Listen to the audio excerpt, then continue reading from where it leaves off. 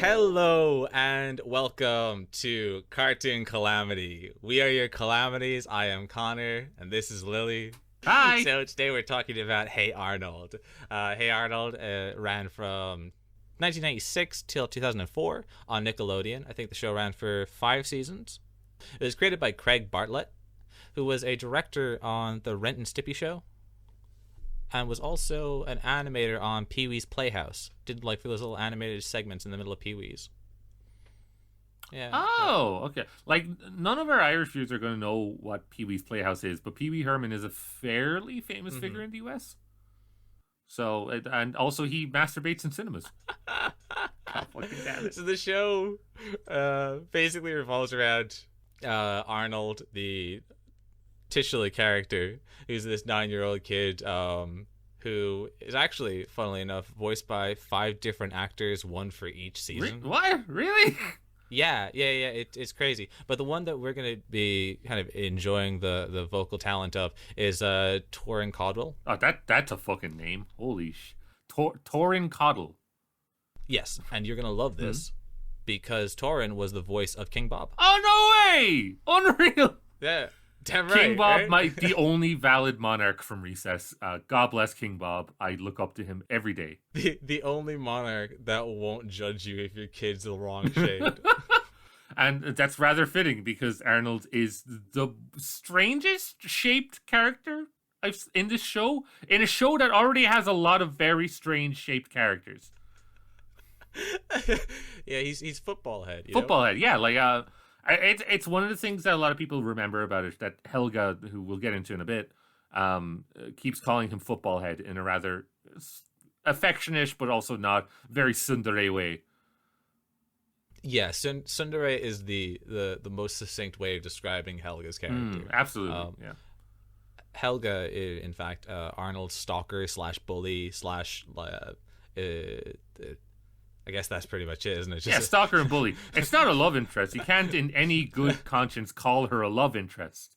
Voiced by Francesca Marie Smith, who was also led her voice to Upside Down Girl, Swinger Girl, and Ashley B from Recess. Oh, there's a lot of Recess people in this. Okay. Yeah, Cool. yeah. Well, Recess was a fairly star-studded cast overall. Yeah, no, absolutely. Like, and by the way, if you want to listen to our thoughts on Recess, you can go back and listen to episode 3 called Recess. Got to plug 100%. You have to plug right. 24/7. Gerald, the street smart friend of Arnold, is voiced by Jamil Walker Smith, who appeared on Sister Sister. Oh, cool.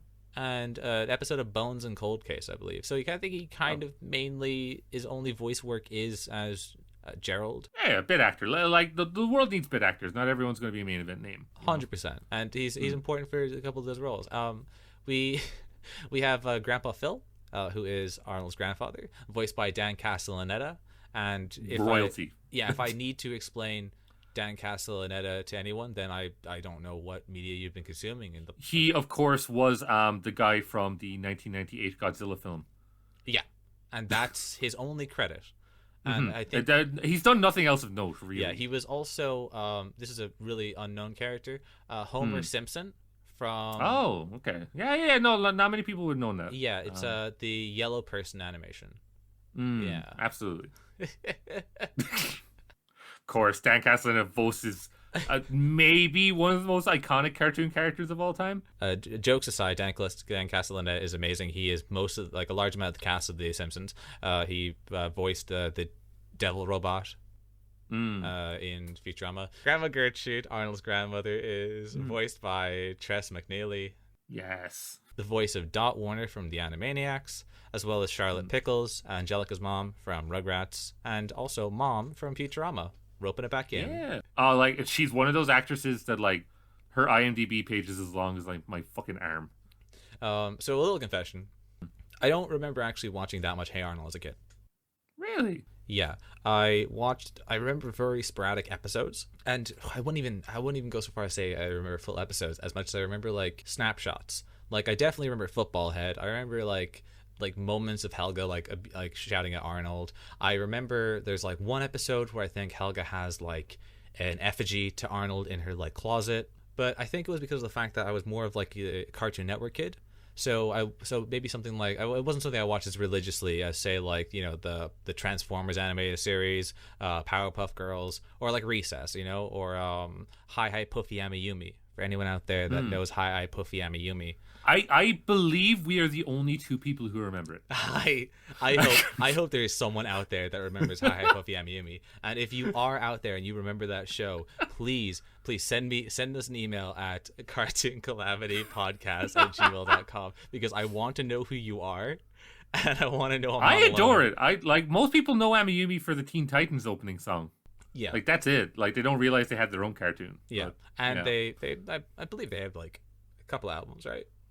Yeah, no, like they're pretty prolific. They're just like they're Japanese, so like they just didn't really stick a whole lot for English speaking audiences. We're going to get back into Hey Arnold. I think it's because of it running on Nickelodeon, and that it wasn't so consistently kind of engaging with it, I guess. It was wonderful to like get, I guess, a refresher in a manner, as well as like a slightly bit of a new glimpse into the show that I don't think I knew that much of. Yeah, no, absolutely. So I absolutely was a Nickelodeon kid. I fucking adored Nickelodeon. A lot of the shows on there. Obviously, like SpongeBob is the big one. That's kind of their cash cow. I don't think anyone's going to deny that. But I was a big fan of everything, because what they did, at least on when I was a kid, I'm not sure if they do it anymore because I haven't had a TV in like 5 years. But when I was a kid, I think once you hit about 10 o'clock, they started doing reruns of like the 90s cartoons. Oh, awesome. Yeah, and that's kind of where I really got my foot in the door on like really getting to know animation as a medium, as opposed to like, obviously when I was much, much younger, I would just watch the typical like SpongeBob, Fairly Odd Parents, Rugrats, done. And that's fine. But then that kind of almost watershed hit, and then it was like All Real Monsters and that type of thing. I will say I do remember watching some of these shows, like the SpongeBob, Fairly Odd Parents, and the Rugrats, I believe ran on the Den. They did, yeah. On like certain runtimes, as well as I think it was Angela Anaconda was a Cartoon Network show. What is that one? Oh my god, the Wild Thornberrys. That's the other one I was thinking of. Wild Thornberrys also ran on the Den and Jimmy Neutron. I believe all of those were Nickelodeon run cartoons. Yeah, they must have had some deal or something. Like they must have like. But it's that type of thing. And I do remember Hey Arnold because I'm almost certain it didn't run on the Den itself, but it ran on Club Disney on Saturdays. Okay. Which, by the way, these are the Irish version of the animation blocks in the US. So in the US they had animation blocks. So like Fox Kids, for example, showed a lot of 4Kids anime. And so in Ireland here we had stuff like the Den, which would be on weekdays, and then Club Disney on the weekend.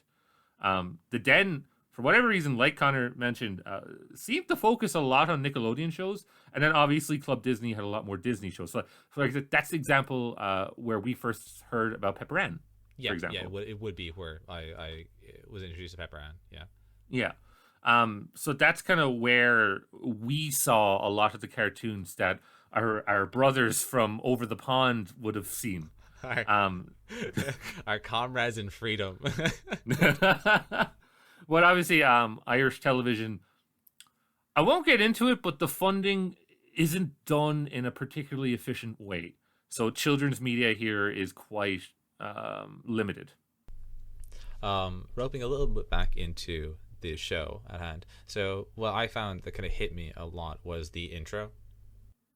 Oh my god, the jazzy beat, like okay, like this show is directed by whoever the child version of Martin Scorsese is. Yeah, okay. I'll give you that. Yeah, 100%. I mean that no word of like coming from about like you grew up in Sligo, you grew up in fucking country fucking Shitehawk City. I grew up in Cork City, the second biggest city in Ireland. And like, granted, for American people and English people, whatever, Cork's not that big. But to me, Cork is quite big. And watching Hey Arnold really, like, they nailed urban living. Yeah. Completely. And only in a way where I can describe the urban environment as another character, and in a similar vein to what Martin Scorsese does. So when I say this is the child version, this is baby Scorsese, I mean that no word of a lie. Oh yeah, it is. It's a very apt one-to-one comparison. I completely agree with you. Hmm. The thing that I liked so much about the intro was like the it hit some part of me deep down that had some sort of like vague nostalgia for the show, and it was great.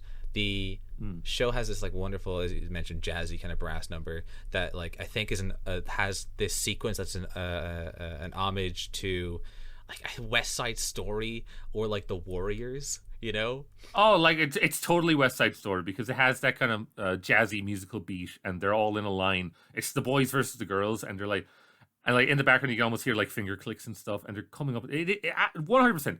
It's West Side Story.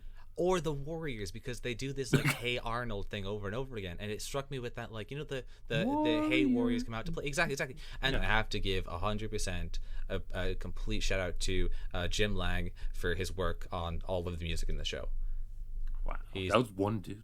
We'll get into as well, like the music, not just the theme song, but the music throughout the show is just wonderful. Oh yeah. Genuinely, yeah. So, episode 1, part hello. Downtown is fruits. Yeah, Downtown is fruits. This is the first episode of the show. It's not the pilot, from what I understand. The pilot was sent out to the studios, but this is the first episode that was kind of released to the general public. Yeah, first aired. The basic premise is that Helga is I guess like the beautiful souled artist and prima donna director who's unsatisfied by her cast engagement. Because you can call her a raging bitch if you want.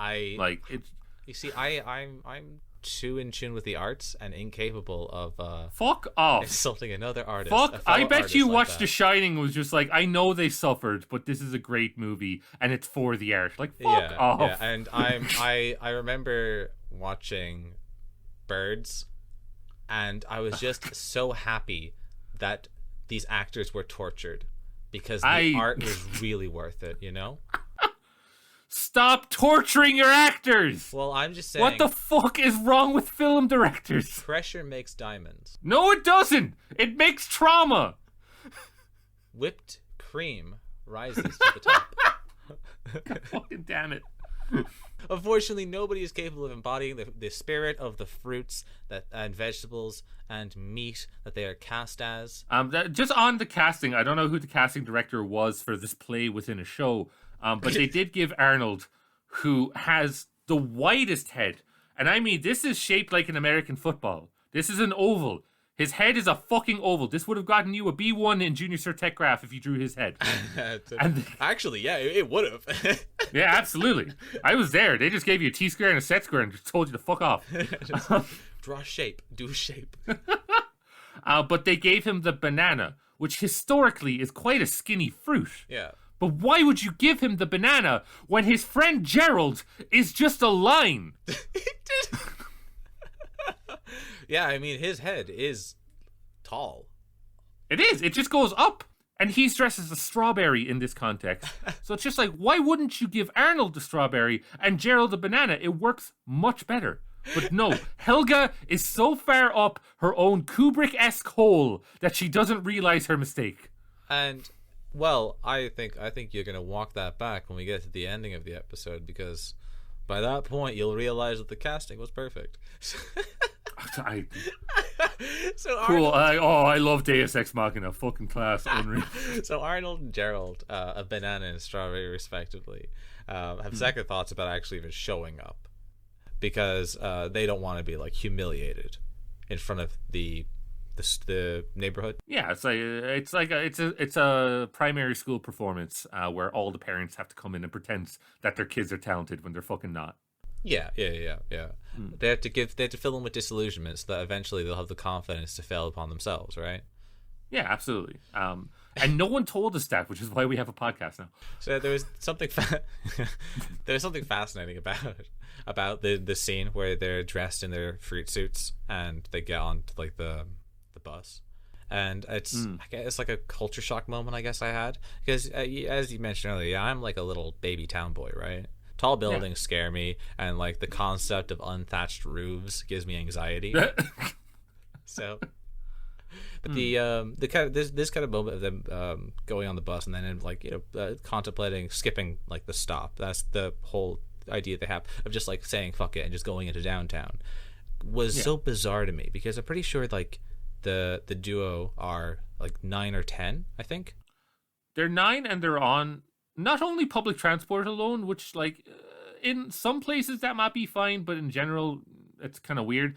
But they're in New York City, or like an analog for New York City. I don't think it's specifically said in the Seattle, Portland, New York, wherever. They're they're the city, right? That's where they're at. Yeah.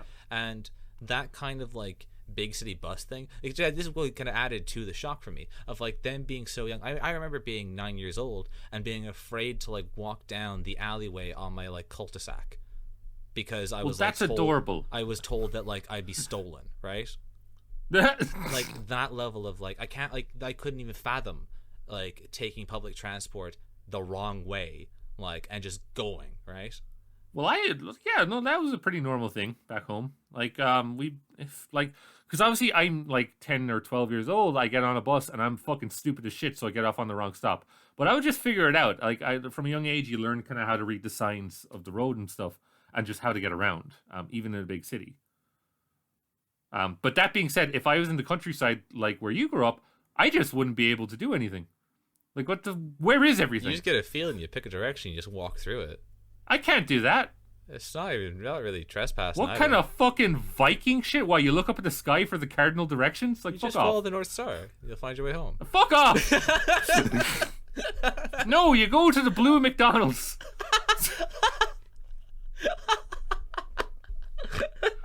Yeah.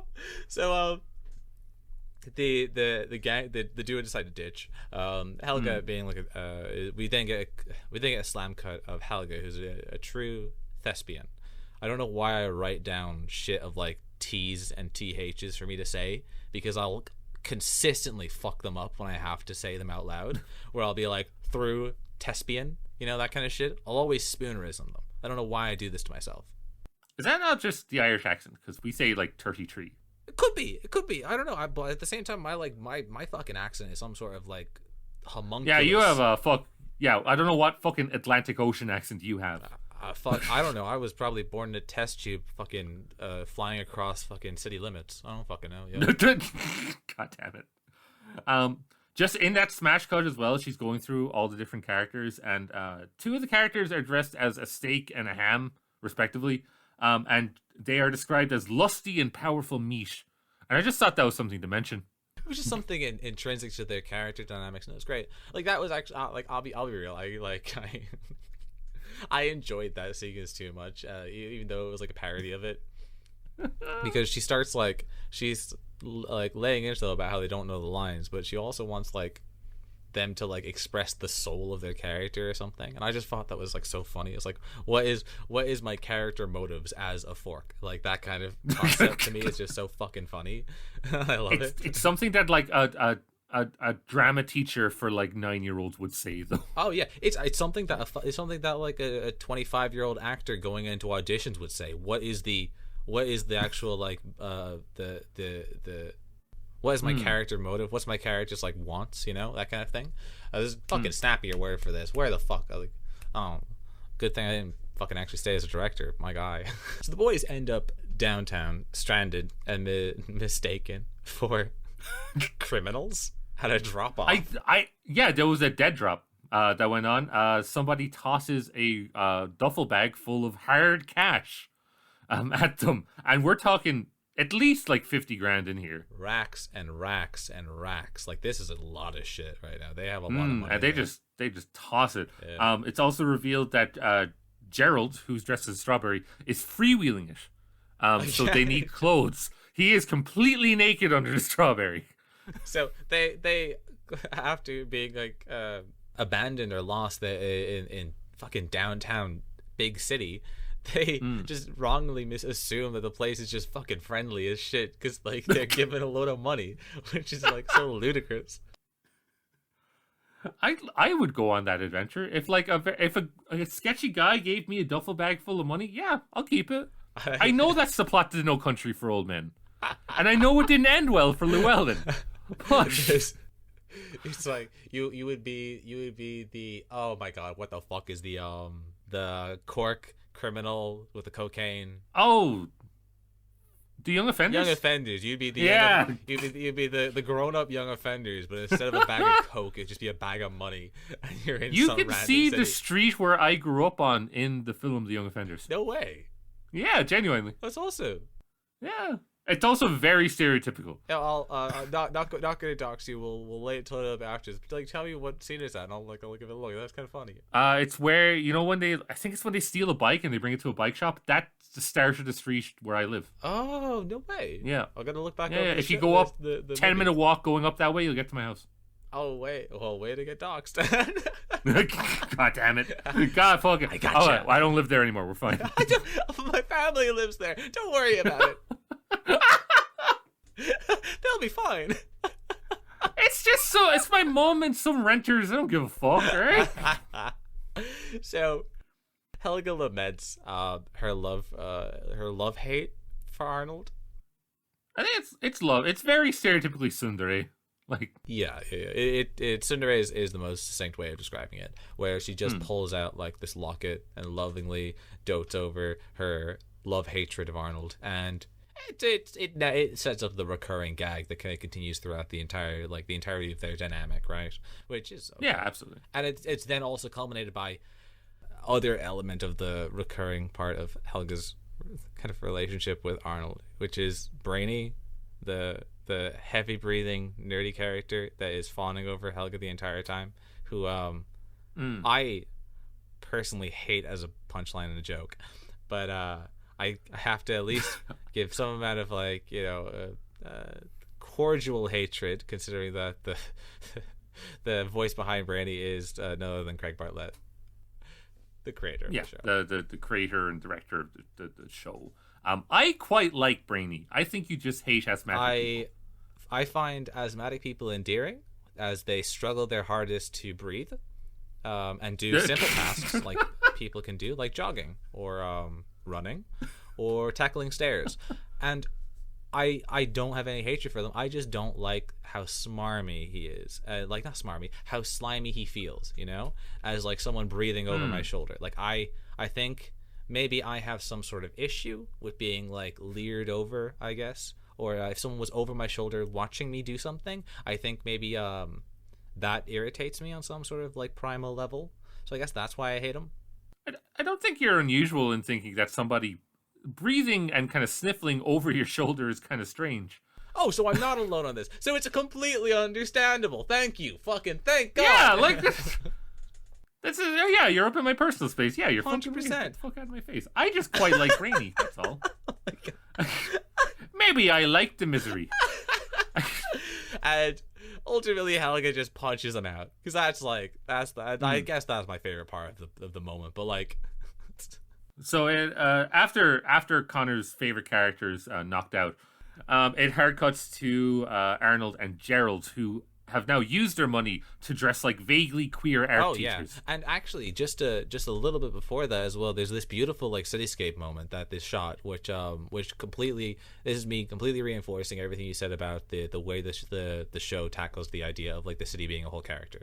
And I thought that was this one snapshot, this little image, was in itself a beautiful picture of that the city is in three layers: the foreground, midground, background. Midground and background are just, again, it looks like huge and more city, all just in shadow, but everything in the foreground is just this huge dark toned cityscape. But as much as it seems like all consuming and dark and grim, there's this constant amount of light throughout the entire the shot. So it always feels kind of like active, and it's painted in this kind of fisheye lens sort of appearance to make everything look kind of warped in scale and grander, and all of it bleeds out of frame just to show its sheer immensity. And just seeing that was like fucking mind blowing. Like, I was like, wow, this is the scope of where they're at. It's something that a lot of people don't think about, because character design is such an important aspect of any animation you're watching. But a big thing people forget about is the background animation as well. And that's not just because our wonderful artist Kira is by trade a background animator, but The background animation is something a lot of people forget about, and it's so fucking important. And you can see that in Hey Arnold. That's why I said at the top of the show that the city itself is another character that you should consider. Because the way they use shading really gives it life and shows that this is a city that is lived in. It's not just a thing in a cartoon. The boys end up dressing as the queerest of coded art teachers. They dress like they're extras in Taxi Driver.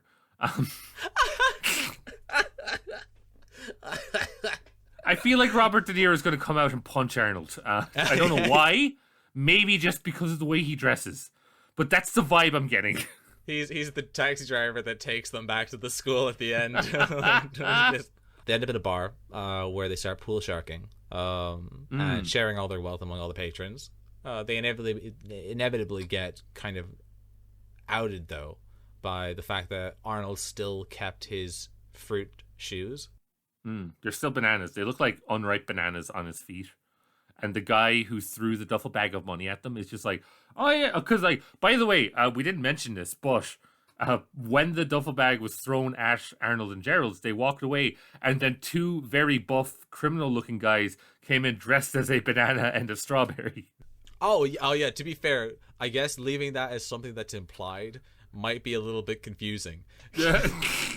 Considering they were mistaken as criminals dressed up as suits. Well, I want anyone that could read between the lines there. I'm impressed. But yes, the criminals were dressed as fruit. So this leads the boys to be chased all the way to a teller, fortune teller, not just like a bank teller, to a fortune teller who is on some fucking second level mind magic, able to like explain to the boys that their energy levels, their karmic flow is out of whack, so they have to rectify that situation by inevitably getting back home to the musical that they're missing out on and helping back out, playing their role. As soon as the duo end up back on the stage, they are capable of saving the fourth act, and they sing the finale. And honestly, Arnold has a beautiful voice, and it kind of works out very well. Yeah, other than the closing shot of the show where Helga is having a fish and headbutting the lighting rig. Oh, yeah. So that kind of was a thing as well. Kinda. Helga is powerfully structured. So I think that she's able to. You say powerfully structured. Her ears are on her neck. Yeah. It's kind of like how horses have eyes on the sides of their head to make them better at seeing. That's great for a horse. Helga's a human. She's able to hear people coming from behind her quicker, right? You like more what? Rotatability, right? No. There are also long ears, which I assume just pick up more sound. That's not how that works at all. At this stage, are you just going to get out the measuring tape and start measuring skulls? I want to be still corrected on any of my points. I'm not here to argue. I'm here to give a lecture and be agreed with. I'm not making prescriptive statements. I'm just making descriptive statements in sequence. So episode 1, part beta, Eugene Spike. Episode Alpha, part Bravo. So Hey Arnold wakes up for his daydream in the middle of a street, or his narcolepsy that he seemingly has, where he just keeps like zoning in and out of reality in the introduction of most episodes, right? Yeah. It's like a recurring theme, right? Yeah, well, it happened in the last episode. It happened for the first 2 parts of this episode, and then it didn't happen again as far as I know. Yeah, actually, that's a fair point. Yeah, so I maybe it was just something they had for episode 1. Arnold and Gerald end up walking to school, and their school is full of some of the most de-fucking disgusting kids. Now, hold on. Okay, so these people are collectively called the Dork Parade, right? Uh-huh. And 2 of them, fair enough. You have a girl who has a scab in the shape of Texas, and I don't like scabs and I don't like Texas. So just combine the two, don't like it. That's fucking gross. And you have our friend Brainy comes back and has quote unquote nougat, which is very clearly cotton wool with earbuds in them. It's not nougat. Nougat is delicious. I don't want to eat cotton wool. I don't know about you. I will contend that an albino worm collection is fucking cool. So this is the line in the sand you're gonna draw. Yeah, A line in the sand that was drawn by my cool albino worms. Okay, fascination with animals. You know, it's cool. I guess the kid could be like a zoologist for bugs or whatever the fuck it is, right? Doesn't mean the motherfuckers are that like. I'm not gonna fucking jumping for joy to like touch your worms. You know? I think it's pretty. I touched the worm. When a pet gets worms, you bring them to a doctor, right? It's You not don't, pet. Okay, those are very clearly like garden worms. It's not fucking pet worms. When I have worms, I'm not exactly jumping for joy. You know. You don't. Okay, you don't have worms, the medical condition. You have worms, the pet. What kind of fucking pet are worms? Have you ever seen Dune? Okay, hold up a second. Okay, if those were your pet, that's fucking badass, okay?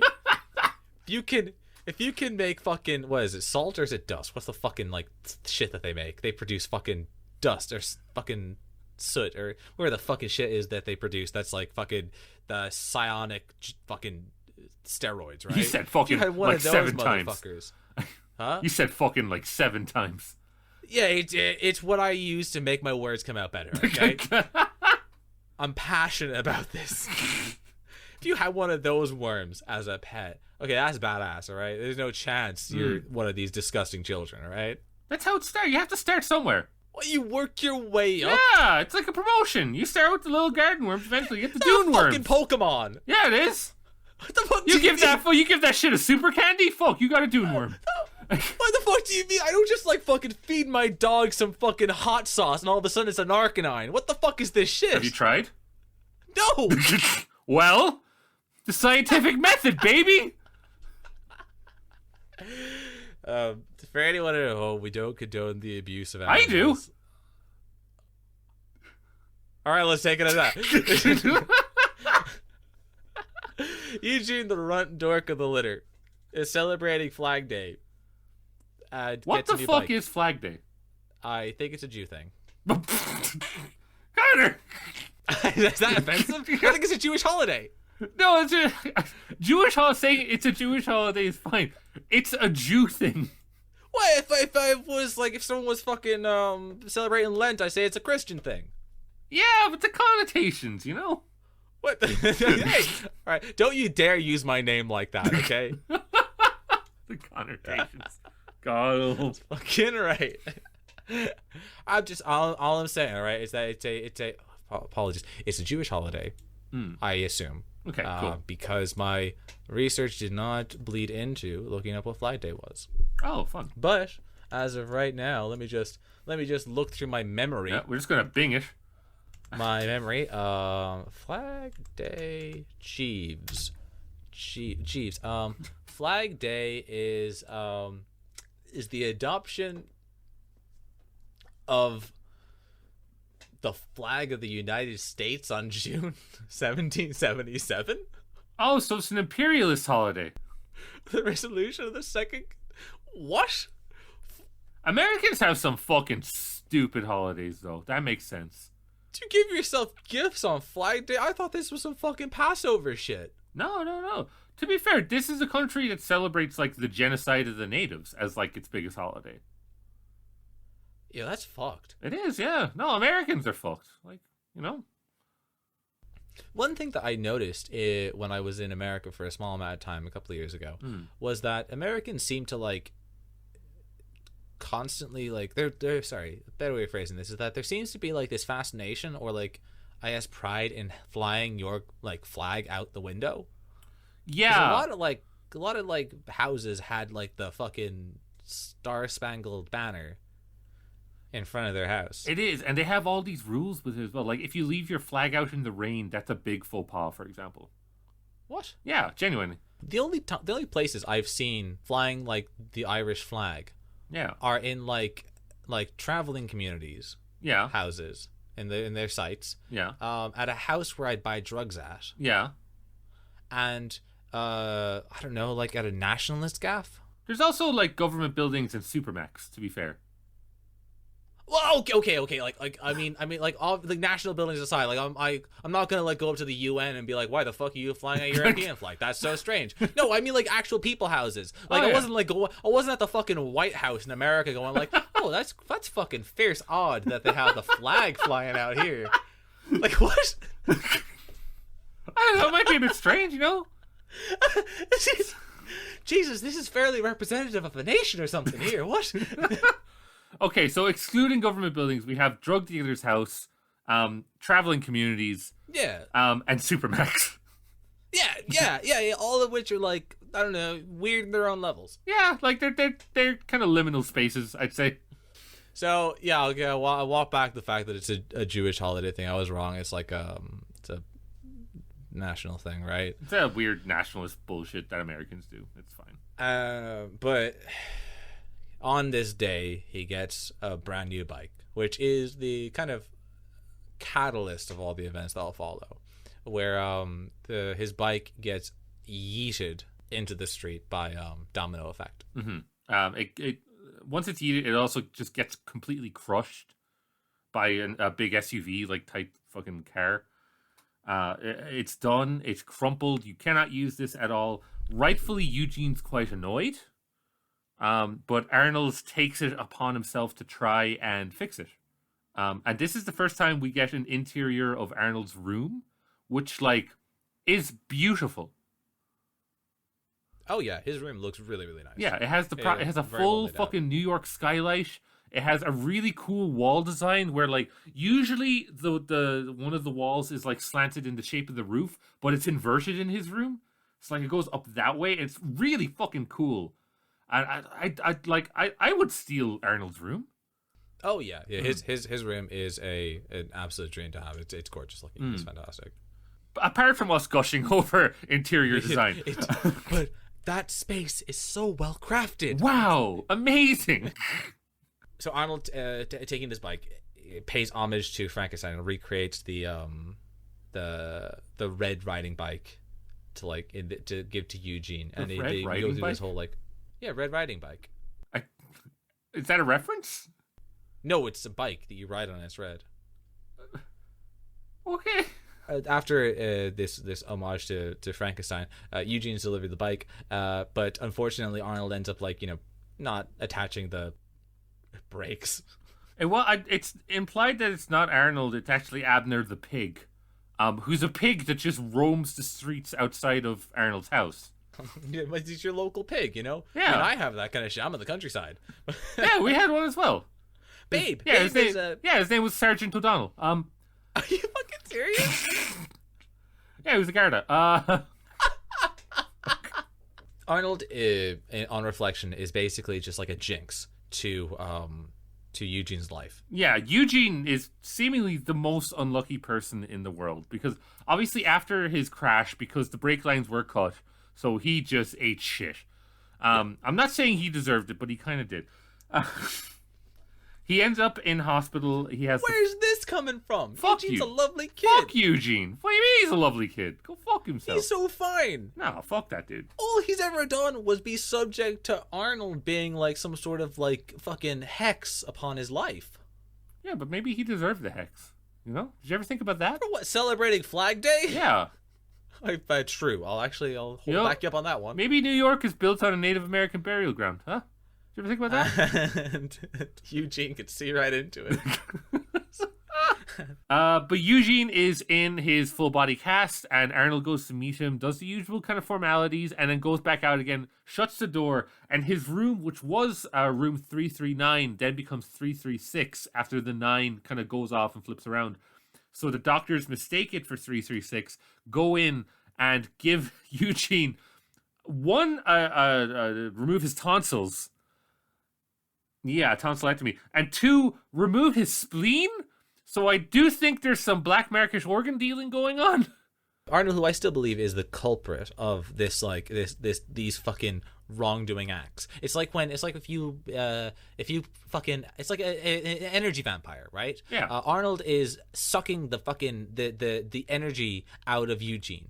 Arnold is like the anti-seed to Eugene's happiness, and just their waves interacting with each other causes nothing but mishaps to hit Eugene, right? And Eugene loses his tonsils, which I don't know, is I don't know, I'm not a doctor. Is tonsils being removed, is it a benign procedure? Is it okay? Can you have them removed, not die? Yeah, no, like it's relatively okay. It's grand. Like of the major surgeries you will almost certainly need in your life. Do you like not need it for anything? Not really, no. It's just like redundant. Yeah, they're just there to explode occasionally. It can kill you. What? Yeah. Why do we have that? Because God has cursed us for our hubris, Connor. Okay, what about spleens? We do need a spleen. How badly do we need a spleen? Like, you'd be pretty fucked if you didn't have one. So, but like, what the fuck? Like, is the kid gonna lose like a fucking like a kidney and like 3 fucking quarters of his liver? What the fuck's gonna happen? I know. I assume there's some black market shit going on. You know. So fucked. Yeah.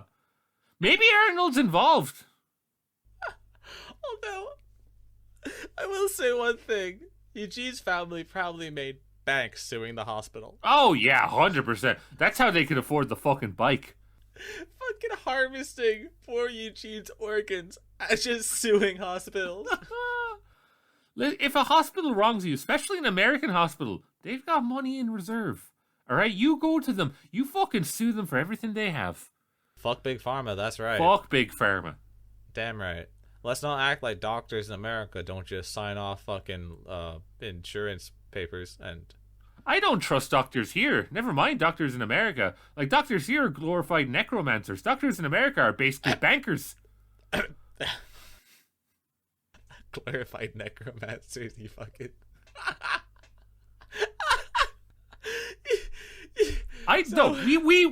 We went down as a society when we decided we should heal the sick. After everything that's happened, Arnold offers Eugene to have like a really good day. So typical things you'd have in the big city. So like they go for a really nice walk in the park. They go to a baseball game. They go get some food, some nice hot dogs. And I will just run down a list of what happens to Eugene on Arnold and Eugene's big day out, right? So firstly, when they're walking to wherever they're walking, Eugene falls down a manhole cover. So you are looking at least about 20 feet into New York shit, which is not just normal shit. That is pure fucking MSG corn-induced New York shit. And Eugene just fucking walks it off. He's a champ among men. Then they just keep going. They go to the baseball game. Eugene, you know damn well, while he's in the stands, he gets fucking nailed by a baseball. He is out. He gets that fucking good concussion shit. And it's like, yeah, and you might be saying, you know, we're at a baseball game. Yeah, that sucks. You probably have a concussion now. You're fucked. You're going to get fucking Chris Benoit, your family, whatever. Maybe you just go outside the stadium and you have a nice hot dog. That's cool. We can have a hot dog. You know, you load it up with all the sides. You get some guac in there. You get some onions, some ketchup, some mustard. What's good? And then Eugene chokes and nearly dies. And in typical New York fashion, because we don't give a shit. We don't care because this is New York and you stay out of my way, I stay out of yours. The hot dog vendor does not help with either of them. He just gives them a manual on how to do the Heimlich maneuver, which is class. Luckily, Eugene survives that. However, when the sausage is dislodged from his throat, it flies to a stop sign, comes back, and nails him like the baseball does, presumably giving him another concussion. And to top it all off, after a bit of sightseeing through one of those machines where you put a coin in and it activates the binoculars, the infrastructure in America acts like infrastructure in America and just crumbles under you. And then Jimmy falls in the Hudson River. Eugene, not Jimmy. Did I say Jimmy? Yeah. Ah, fuck. I'm keeping it in. I'm sorry. I think I don't like Eugene because he reminds me of Jimmy from Ed, Edd, and Eddie. Oh, that's very... It's just... It's head shape, that's what it is. It really fucking is. I hate him so much. And like, after I know I kind of gave you a very brief rundown of everything that happened, but I will contend that Eugene just deserves all of it, because at the end he's just like, oh, that was the best day ever, and it's like, you don't have to be polite, you fucking cuck. What the fuck are you doing? And then he gets caught in the bus door when he's trying to go home. Fuck him. Fuck, I'm glad the bus driver tried to kill you. Fuck you. Oh no, I'm quite a slightly opposite take. I think that Eugene is very optimistic, and in spite of all this hardship, was able to see the actual caring that Arnold put into this day, and saw past all the suffering that was put upon him. Our personal respective feelings on Eugene aside, the there's something I want to touch on the montage that you fucking so beautifully described. The it's styled so fun, and not fun is bad. It's styled so warmly, and it gives you this like sense of nostalgia where all these sequences that occur are like snapshots in montage with these very warm colors and blurred edges, kind of like, you know, the like Vaseline blurred edge effect. Yeah, I get it. And it gives this like loving sense of like memory that's associated with reminiscing. And all the while there is this kind of like beautiful, whimsical accompaniment music to it, and all of it so beautifully juxtaposes the described trauma that Eugene has to go through. And I bring that up because I think that it's moments like these that the show is so very, very good at doing, which is adding in the interplay between style, movement, and music to give you these very, very emotional moments. This one in particular uses a juxtaposition to give you like this fantastic hit after hit of comedy. Later on in another episode that I want to bring up again, it can do something very sincere, and it's stuff like that that just makes this show so fucking gorgeous. Yeah, absolutely, and that's kind of coming from the film studies perspective that you have, and kind of to add on to that, those snapshots of urban life is very. It made me feel quite warm. I know I was kind of playing it up just because I fucking hate Eugene, but that's fine. But just kind of on what you were saying, because when I describe living in a city as having snapshots of misery, I mean that in the most positive sense. Because there is shite going on everywhere that would make anyone else lose their fucking minds, but it just makes me feel at home, because that's when I know I'm back in the city. Like, that's awesome. And it captures you can tell that the people who made the show also grew up in the inner city. And I think that's the important bit. And it has this sense of nostalgia that's not like any other cartoon I watch. It's just like, no, this actually feels quite right. I think that's like a very powerfully succinct kind of like feeling, something that is nostalgic and potent to like something you experience. And like it's actually pretty beautiful that it's like that the show can give you that kind of sensation, and that's awesome. Absolutely, yeah. Episode 2, Part 1, The List. So the kids are let off for school. The kids are let off of school for the weekend, and Sid is a child who I believe is completely after our own hearts, and claims that he just shouts to the heavens that he's going to start watching cartoons all weekend. God bless. Which, God bless. That was God me bless. many a weekend. I'll be real. Hell yeah, that's me right now. That's because you're unemployed and I work in a university. Gotta love, hey, whatever doesn't pay the bills.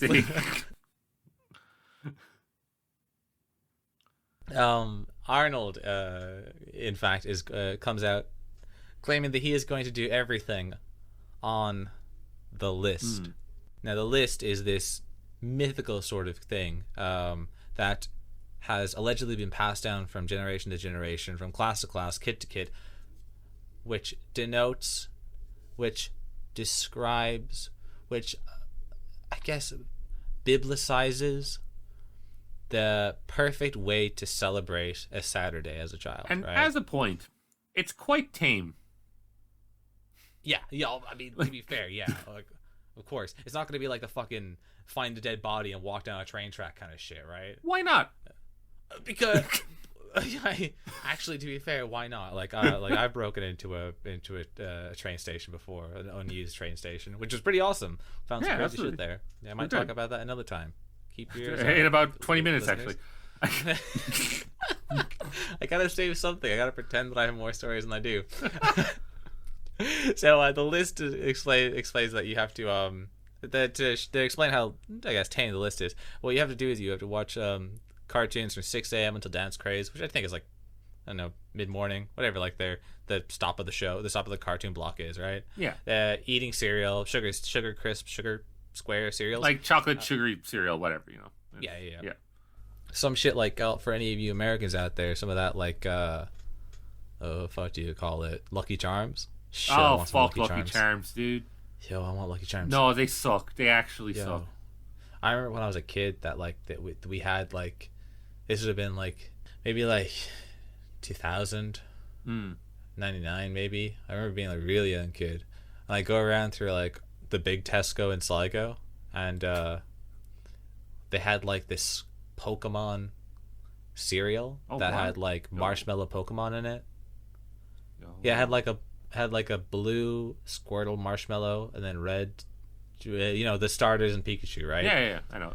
And I fucking loved that shit, but I don't know, we got rid of it. It's gone. It wasn't sold again after. I think they only had like 1 or 2 shippings in of the stuff, right? Do you think it was Lucky Charms?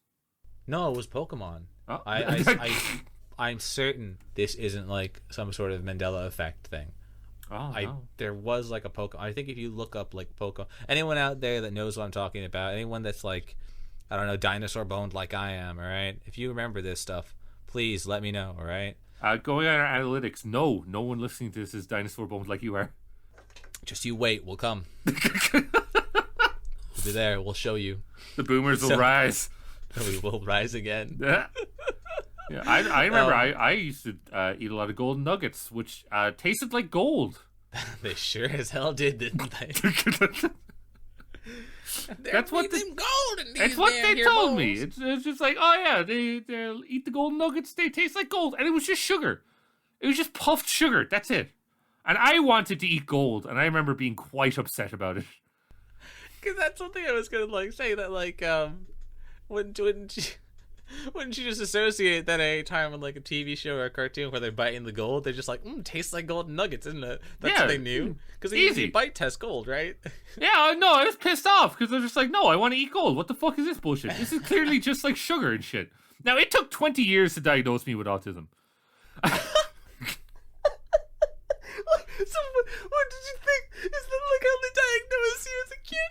They just like put you in front of a ball of I used to like sort of nuggets. The doctor, the psychiatrist is there. Yeah. The psychiatrist is there, and he's just like, okay now, Lily, tell me what is in this bowl. Gold. Can you eat these nuggets, please, and tell me what they taste like? They taste like gold. Okay, let's blindfold you now, Lily, and I'll pour you. They pour some fucking, I don't know. Yeah, and my therapist back then had overalls and a peg leg and a big bushy beard, and he was actually a prospector.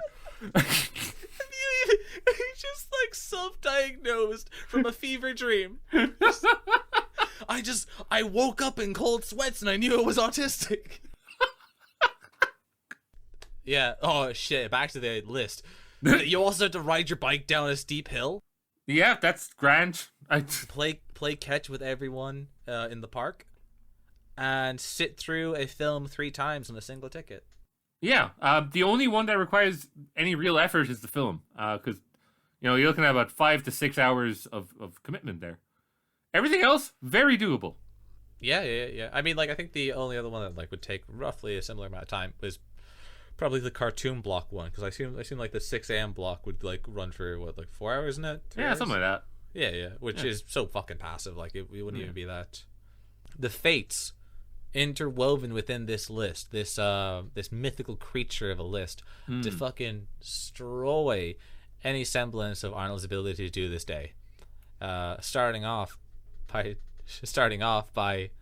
destroying the alarm clock that he had ready, turning his milk bad, and destroying his TV. You really underestimated there. You say destroying TV. It explodes. Someone put a bomb in it. Presumably Grandpa. I still think it's the list. I'll put money on that list being like some fucking Cthulhu looking thing. It's like Annabelle, but for yeah. God damn it. It's what the list is possessed by the spirit of like Jimmy, the kid that died in the Hudson River. Eugene, we gotta stop calling him Jimmy just because we hate Jimmy. Oh god. So Arnold wakes up, realizes he's woken up too late. The first thing he does is go downstairs and try to have his cereal.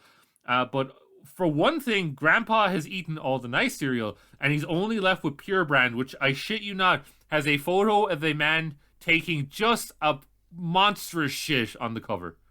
Oh yeah, because that's some roughage. Yeah, absolutely. Like, this bran flake will make you shit like Minecraft blocks. I gotta say, as someone who's getting older, the ability to have good intestinal passage is really important. And you are should make 25 sure and drink 5 Red Bulls a day. and that's why my intestines don't pass anything. Okay, So I eat a lot of it's roughage. nothing to do with age. You know that, yeah? It's all to do with the fact that the age is slowly coming on, and my twilight years are upon me. What? But yeah, no, I don't even. You just opened another can! I can hear you! I don't really think that the Red Bull is exactly that much of an issue. In fact, what is an issue is that these years just keep rolling by, and one day I'll be on my porch. Your shit is the same consistency as the toilet water.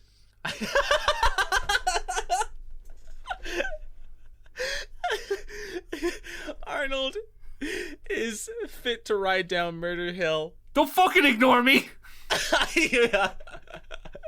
My body's a temple to sin. Oh god, yeah, go on, move on, I guess. Fuck's sake. My resting heart rate is too low. I just need to amp it up a step. God fucking damn it. So Arnold is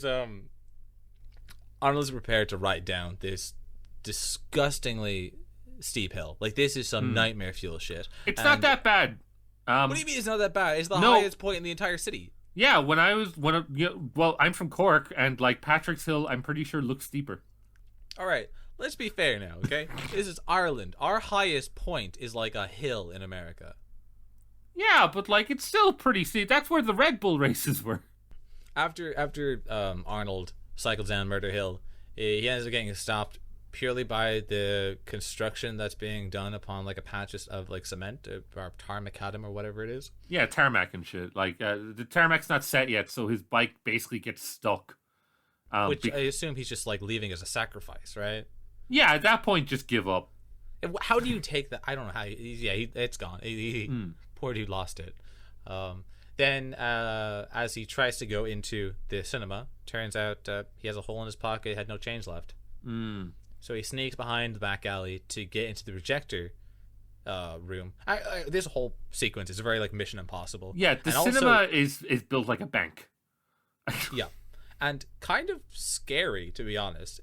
Like the actual scene is like the sequence is constructed very well for like both being like this heist feeling, but also kind of like grim enough to feel like it would be kind of not out of place in a horror film. No, absolutely.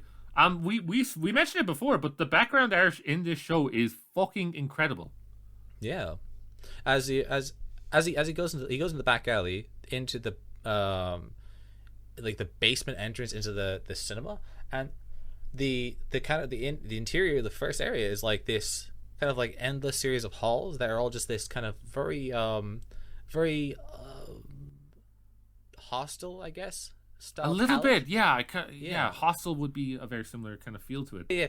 As he ends up sneaking sneaks behind the screen into the projector room, and then into the vent, which I thought was unnecessary when it comes to like breaking into the place, because you're already at the projector room, you can see the film, right? And which ends up collapsing, bringing him down, landing him into a seat, which doesn't end up going to any sort of like positive avenue, because the movie projector, the actual like film tears, and the whole thing gets shut down. Yeah, and it comes over the intercom, which I've only heard the cinema intercom once in my life, and it was at a screening of Hoodwinked. The episode ends with this the payoff to a running gag throughout the entire part, where Grandma's trying to get a piano into her house. Well, not Grandma, the quadruplish moving agency they hired. there's 4 identical Brooklyn brawlers who were trying to move the piano into this house. And this is a grand piano that wouldn't look out of place in Buckingham fucking Palace. Into this tiny fucking New York terrace house. Which ends up having to be lifted onto the roof. Yeah, and Grandma becomes Brenda Fricker from Home Alone. and what's actually like very surreal but quite a sweet scene where she's lamenting and playing piano on the roof with Arnold, and Arnold's quite down on himself after everything that's happened, and eventually like it turns around, he busts out the harmonica and everything, and they just kind of jam, like they jam on the roof, which is kind of a dream. Like that's really fucking cool. Yeah. There's something very beautiful about it. The fact that it just shows that Grandma spends her entire time in her dynamic for her relationship with Arnold does revolve around musicality, right? Which kind of goes to show credence to the fact that Arnold was like a fantastic singer at the very end, and we'll continue on in our next episode where Arnold does have an element of musicality, which is fantastic, and it just brings us back into just the general beauty of music in relationship to the film, and in relationship to the series. Yeah. And speaking of musicality, it's episode 2, part 2, Hades Town. Hades Town, the Minnesota. Arnold and Gerald are bored hanging out on the stoop, complaining about nothing to do. Then Grandpa shows up to regale the kids with a ghost story about a haunted train. Grandpa is so good at spinning these yarns that all the kids in the neighborhood end up gathering around to listen. When the whole story is finished and culminated, Arnold talks about how there may actually be a ghost, kind of convinced that there is one. Gerald and Arnold are willing to go to find out if this ghost is actually real. And they only know where the ghost potentially is because after Grandpa spins this big cool tale of a haunted train and the whole story behind it, he kind of tapers off towards the end and it's like, oh yeah, and it's the 53rd past Livingston near the tire shop, and then fucks off. Which is very endearing because I feel that, because if you've ever listened to our episodes, the low energy towards the end, because we are recording for so fucking long. Don't let them inside the magic. They're not letting know. Grandpa as well, at the very end of this, is very clearly creating this narrative, and we're letting as the audience to know that it's going to be like a goof, right? Because he spends his time looking out the window saying something like, oh, who'll be bored now, or something, which it's very kind of like sweetly kind of constructing it's very sweetly enlivening these kids like days, right? Which is pretty cool. Helga gets outbraved by Arnold after she starts complaining about how she can't really believe in the ghost unless there's like ectoplasmic evidence and proper like ghost hunter shit, which I fully vibe with. Like Helga's pretty sick on that. I like absolutely. That. No, like it's because you'd think she'd be like just a straight up skeptic. She's not. It's like no. I think there might be, but I need like solid proof. The gang ends up arriving at this rundown stop where the train was expected to come. Arnold and Gerald end up singing this really fucking sick blues number about the train. Yeah, they do like proper prison music. So fucking. And it's not the first time. It's not the last time they commissioned a piece of music for this episode as well. When they're going into the train station as well, Helga goes through a cobweb and just fucking tanks a bunch of spiders. Like, she doesn't give a fuck. She monsters her way through. Which is fucked, because, like, in America, those motherfuckers can kill you. Yeah, absolutely. Does Helga give a fuck? No. Power to unibrow, all right? Body it. Damn right. That's what we need. We need the soon to become Amazonesses. That's what she is, right? Those fucking warrior ladies. Let's go. After Arnold and Gerald do their kind of recession music bit, they hear kind of sounds, very strange sounds in the distance, and they figure, oh shit, the crazy train is coming. Oh fuck, what do we do? And eventually it does. There's like this weird train that comes, and they don't know what to do, and like what they end up doing is just getting on it because. Of course you do. You need to advance the plot. They're subject to all the different elements of the horror story that the grandpa ends up telling them. Well, the blinding lights that just draw you in, the smell of eggs because of it being sulfur, right? I actually called it before the reveal. Did you? They said rotten eggs, and it's in my notes. And I shit you not, I was like, oh yeah, that's probably sulfur because that does smell like rotten eggs. I've smelled it before. Yeah. The rotten eggs, the journey through the dark zone or the shadow realm or whatever it is, followed by this incorporeal hellish like music, then finally leading into like the land of fire, where they're eventually going to be greeted by like Satan or whatever, right? But it's a kid show, they can't say Satan, so it's like demons. But you know what it actually is? It is 6'4" of pure fucking Brooklyn unionized beef. Damn right. They're at a steel mill. This is a workers' train, baby. The gang pulls up in steel hell. So the conductor is clearly upset by this like, which okay. So I read his like upsetness or his like discontent with the fact that there must be some sort of like frequency of this myth being like, you know, brought around. So assumedly like Grandpa is just telling this story over and over again, just fucking with the steel mill people, right? That's kind of how like I first read that, because like it just sounded like this poor dude who just conducts the train has to deal with kids on the semi-regular hopping on this train, just fucking about thinking it's haunted.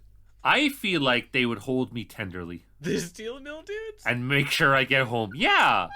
They've got union jobs. They're probably on like $40-$50 an hour, you know?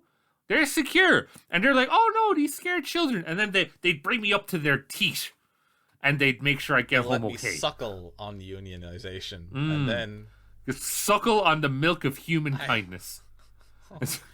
At the very end, we have this fun glimpse at the real. Before we go on to the very end, there is a part where Brainy again is revealed to be just fucking lurking. Oh, I know. I tried to cut Brainy out of it again. I hate Brainy so much. No, I know. It's okay. Well, no. To the credit of the cast, they do try to kill him by throwing him off the train.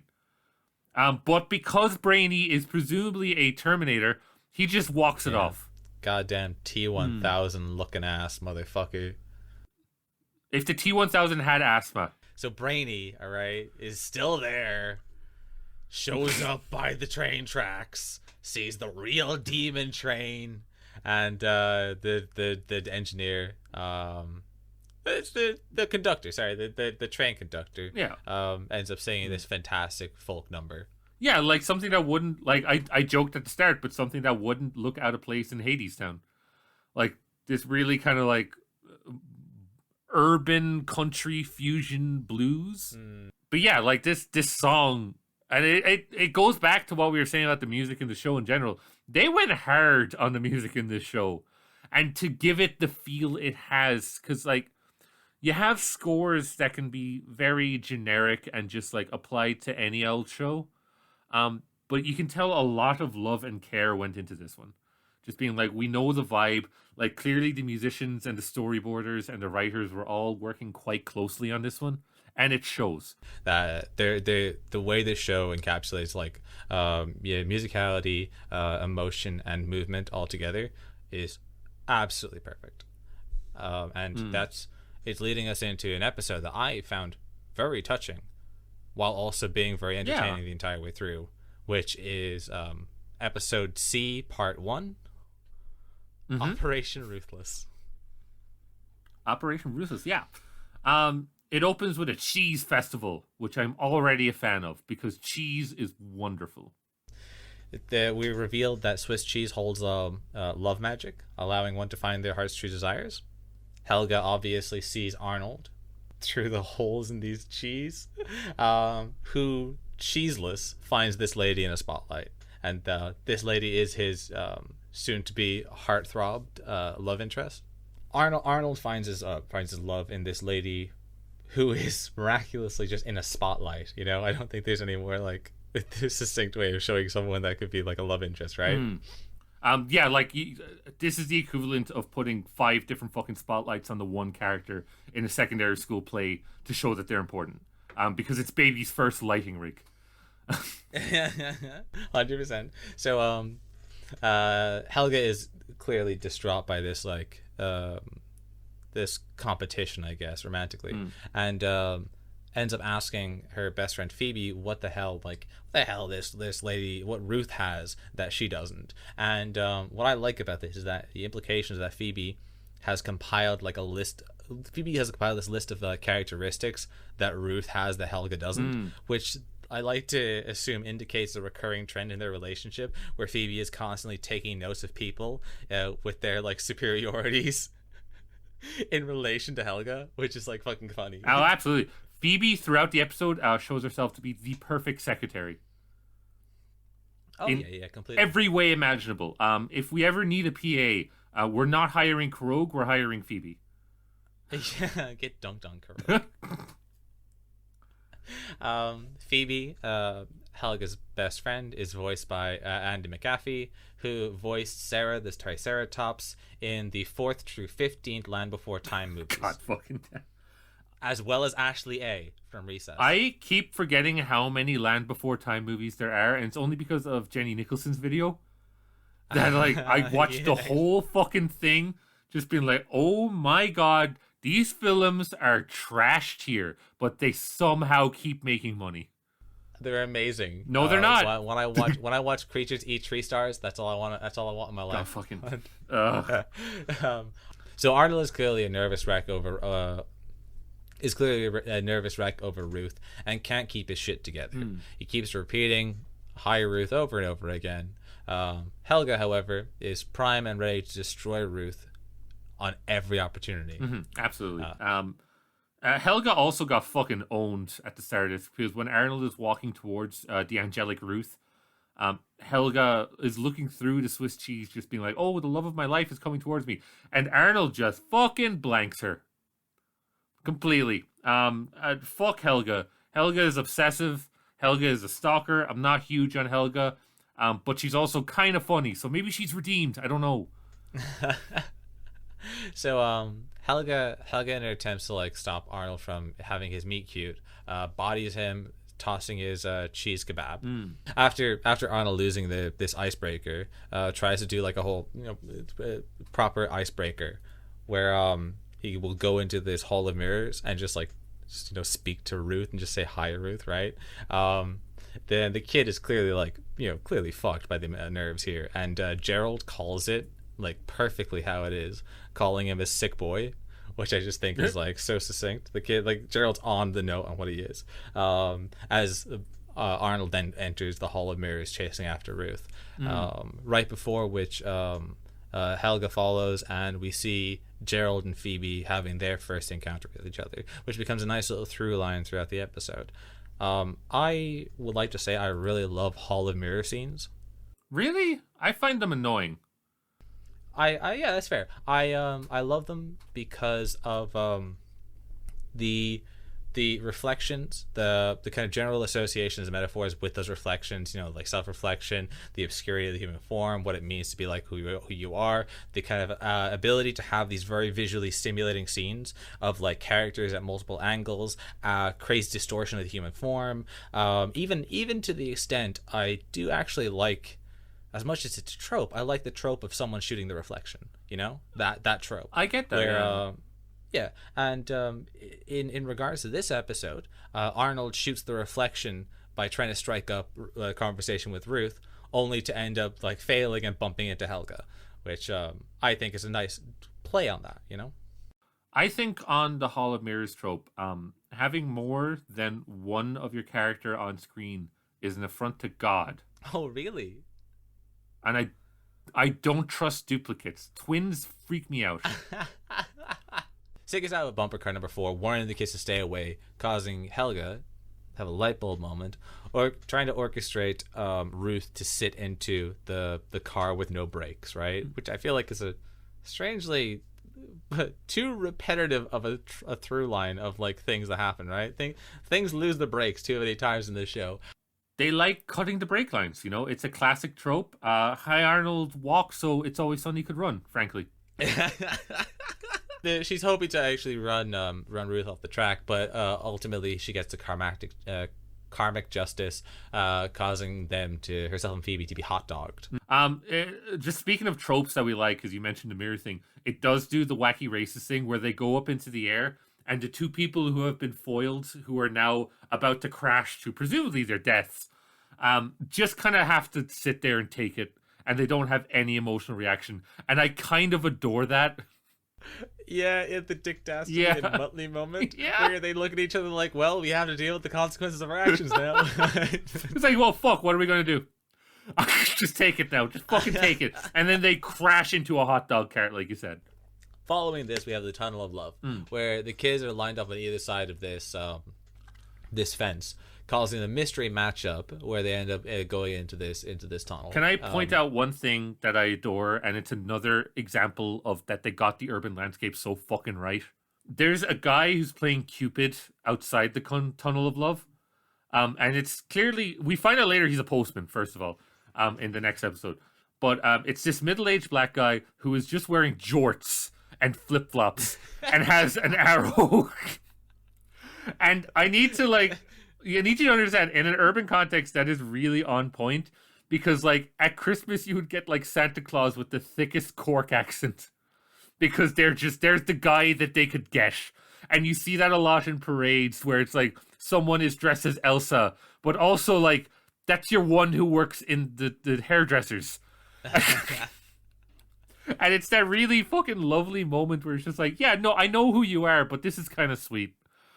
That's awesome. Yeah. That's completely awesome. So the line ends up turning into absolute chaos as each of the kids end up trying to cheat the system to get the match they wanted, kind of following Helga's lead as she's trying to orchestrate this whole thing, which ends up leading to none of them getting the match they want. And Helga and Brainy get matched together. Brainy shows up and they get punched out. Yeah, Brainy is back just to annoy you, I assume. And that's fine. I will say, you were inaccurate in one of the things you said. You said that none of the couples that need to get matched together got matched together. Gerald and Phoebe throughout all of this, beautiful couple. Oh, yeah. I apologize. You're completely right. That's something I messed up. Gerald and Phoebe did get matched together, which is very, very sweet. And it's a very lovely kind of The moment two Lancers getting together is something I also really like. It doesn't happen often, but beautiful when it happens. I do agree. I do actually like that. And I think that they both seem very, very sweet as a pairing. Yeah, together. They're both really good friends, And this kind of leads to the kind of ending of the episode, where we have the carnival ending. Arnold unable to meet and speak to Ruth, who goes off into the sunset. But this absence of interaction with her has almost made him more gung-ho because of the kind of the chase, the love of the hunt, right? I guess that had his heart longing for more. At this point afterwards, where Gerald and Phoebe end up enjoying the finality of the resolution of their meet cute, where they just hold hands and walk off. Aww. And it's at this moment that Helga stands alone in the carnival closing down, framed solely in center, with nothing but emptiness around her, where there's this wonderfully tragic scene of just a low, somber sax number playing as Helga realizes that she has no one around her that she can truly have at that intimate level. Absolutely. She sees her best friend going off and having some sort of romantic interest, some sort of blossoming in an avenue that she very, very truly wishes to have, but does not have the correct language to convey this emotion. And it's this moment. Oh yeah, and it's this moment that absolutely highlights something I love so much about the show, which we both I feel like I've been rattling on about, but it's so succinct now that the show's able to give this match of framing, of movement, and of music to just make you feel powerful emotions in those times. Episode end, part episode 3, part end, part done. Man, I just fucking gave up at this point. How much can I butcher? How much can you butcher? Nothing else. The kids are playing one inning of baseball for 3 days in a row, which ultimately just really means that they live on a fucking highway. I guess they live on the fucking busiest interstate. Oh, it's New York. Like it's notoriously traffic heavy, and like they're street kids. You know, they're street scum. So they if they need to play, they go out on the street and they play. Like that's the thing, and you see this in like films about the suburbs in America, certainly, where like they set up a hockey goal and they can do that. But that's the suburbs where there's not a ton of cars unless it's either 8 a.m. or 5 p.m. when people are coming and going to work. But this is New York, the city that never sleeps. Well, presumably it's New York standard, whatever. Yeah, New Seattle land port. Yeah, pretty much. Yeah.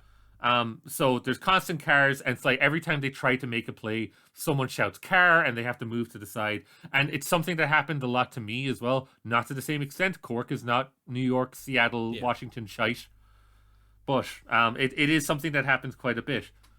So and again, we keep coming back to the point. This is really good at representing what urban life is like, and it's these moments that were, fascinating for me to experience.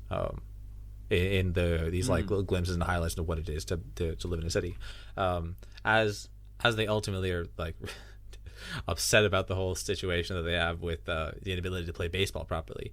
Arnold and Gerald end up stumbling upon an empty lot that is fucking disgusting and looks exactly how I would have expected a lot in big city to look from any pictures that I've seen of like the New York sidewalk disgusting bin situation and the urban trash. Oh yeah, no, like it's fucking gross. It shouldn't be there. However, the kids engage in an act of anti-gentrification. Damn right. A bit of fucking collective action with the boys. Yeah, and through their communal effort, end up creating this fantastic baseball field, which is really cool. It's like it's a really cool thing to see. This kind of this image of how community action helps enlivening an area, and it's something that kind of is good for kids to actually see. It's a motivating thing. It's awesome. Yeah, and they do a lot of really creative things with the surroundings. Like the pitcher's mound is half an oil drum, and the different bases are like hubcaps from cars. And they just paint directly, like they put white paint directly onto the ground. Yeah, they have like a chalk blender that just like blends out the chalk all over it, which is actually so fucking cool. Yeah. And they use the environment. I think this last episode is one of the strongest episodes we watched, for the point of the city being a character. Yeah. Because it's pivotal. It's entirely fucking pivotal on how the people in the city will use the land that they have. Because you will see that the conflict comes at the night when the older people come when the children leave. Because the older people set up almost a small commune, frankly, because one of them is like keeping chickens. Some of them are playing checkers in the corner. Another one started growing tomato vines, that type of thing. Yeah. And obviously that creates conflict because the kids come back the next day because they want to play baseball, but they found now their field has been ruined again, but just in a different way. Classically, the adults end up ruining the children's spaces. All the conflict of like, kids next door, the grown-up store was a bad guy. But this, I guess, proving that, gentrification is ultimately the sins of the elderly, right? That they're the ones that kind of ruin areas. It ends up being the conflict created by the inability for them to cohesively use this newly created space, and I guess an ignorance on like what they were using this space for, and how important it was to those who actually like developed upon it, which is actually kind of an interesting note. The grown-ups are then shown like the error of their ways after the kids end up in some sort of fun kind of karmic wink and nod to like how they should have experienced it. They destroy, they litter, they dump all over the lot, telling the adults that they can if they want to have the lot, they can have it the way they found it, right? Yeah, so they get the dumpster where they dumped everything from the lot, and they just fuck everything back onto the field. And like you said, it was just a really beautiful moment, kind of explaining, well, okay, you fucked us over, we're gonna fuck you over.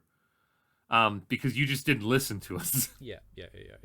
And after the grown-ups end up seeing the error of their ways, there is actually a fun play on it where not really a play on it. There's a fun moment of the grown-ups being capable of actually seeing the errors of their ways and changing their approach and kind of sowing this fantastic seed of what I assume is probably the case that happens in neighborhoods in large cities, of this kind of communal effort where people actually like care about each other on some sort of way, right? Yeah. That you and your neighborhood, assumedly now, because I can't really speak from experience, would have some sort of familiarity with those and close knit to you, right?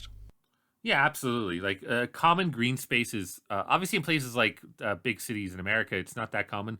You see it a bit in Ireland, just because we have a few more fields around the place and we have some space to spare. And there's just kind of like almost unwritten rule that if somebody's already there, you don't intrude on that. You go find somewhere else. You'll find somewhere else, and that's fine. But it's this weird kind of communal bond.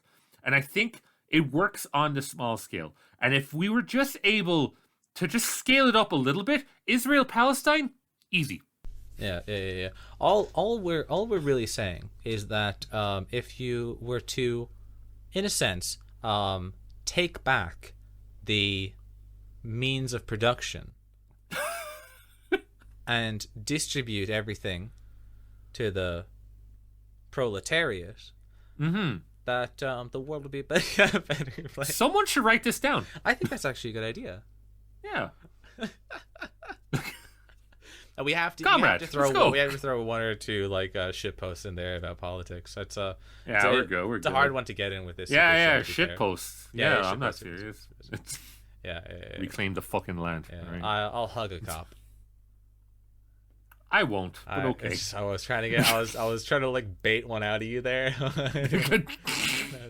Expecting you to scream at me like, I'm gonna fucking murder them. Well, I'm not gonna murder you. I'm just not gonna hug a class traitor. You know?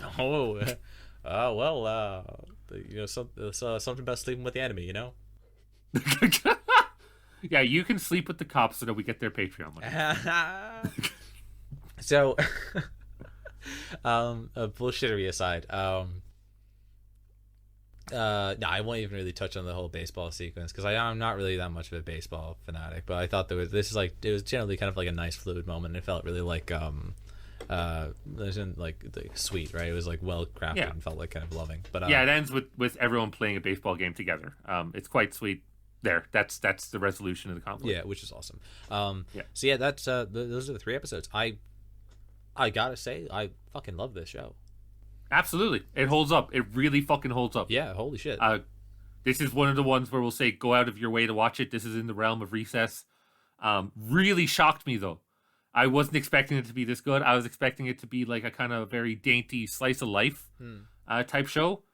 But pleasantly surprised it actually had some commentary about the lives of urban children. Yeah, I'll say I was beyond pleasantly surprised. As someone who didn't really go too much, as someone who didn't really have that much of a strong, I guess, childhood memory of the show, recollection, it absolutely blew me out of the water. I did not expect this show to be such a fantastic look into like a life that I didn't experience or didn't understand really, and do it so expertly in its composition and craft. It was fantastic. At the end of it, that we both really recommend this show. 3 episode rule, pass. Fuck yeah, easy pass. Yeah, go out of your way to watch this. And yeah, so that's it. That's been us. We have been your Calamities. This has been Cartoon Calamity, and thanks for listening. We love you. Bye. Thank you so much to the Cartoon Calamity listeners. You make the show what it is, and we are so happy you are enjoying the show. Thank you so much again. If you want to contact us, make sure you get in contact with our Twitter at cartoon_podcast or on Facebook, Cartoon Calamity. You will see us there. If you can't reach us there, we are on email as well, cartooncalamitypodcast@gmail.com. Email us with any queries you may have about the show, or just tell us how cool or bad we are. We just love engagement in general. And a special thank you to everybody on Patreon who subscribes to Cartoon Calamity. You are the guys who keep the lights on. You are the bread and butter of this show. And a special thank you to Lord Liquorcash, Charlene Rodriguez, Lauren Walsh Foodie, Olivia Ronan, Laura Doyle, Ty Fleener, and Yasser.